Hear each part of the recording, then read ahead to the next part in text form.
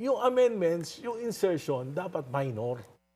Pero itong tatlong taon, nung 19th Congress, walang ganyang klaseng magnitude ng insertion and diversion sa kasaysayan ng Kongreso.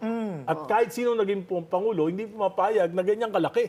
Si Presidente Marcos lang ang pumayag na merong 1.45 trillion na diversion insertions sa loob ng tatlong taon. Yung tatlong budget niya, sinalaula ng Kongreso, pinayagan niya.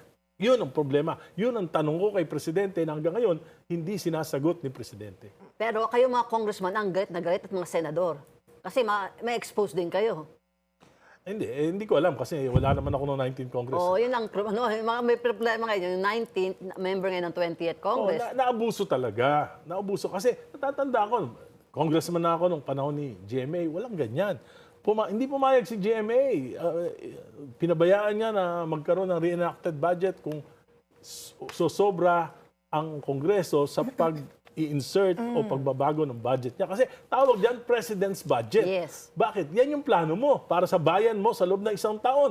Kung babaguhin lahat yan, di wala ka ng plano. Kasi ang naman kay GMA, economist naman si GMA, naintindihan si niya yan. Pinoy, ganun din. Congressman din ako ng panahon ni Pinoy. Ang sabi ni Pinoy, ito lang, yung pwede sa Kongreso. Hindi pwedeng sumobra dyan dahil wala na yung plano ko. Yes. Pero si Presidente Duterte, in fairness. Nag-veto. Nag-veto. Saka walang ganyang kalaking insertions, diversion. Ang masama, ang nakakapagtaka, bakit pumayag si Presidente? Hindi ba sila nag-uusap? Ang speaker, pinsang buo niya.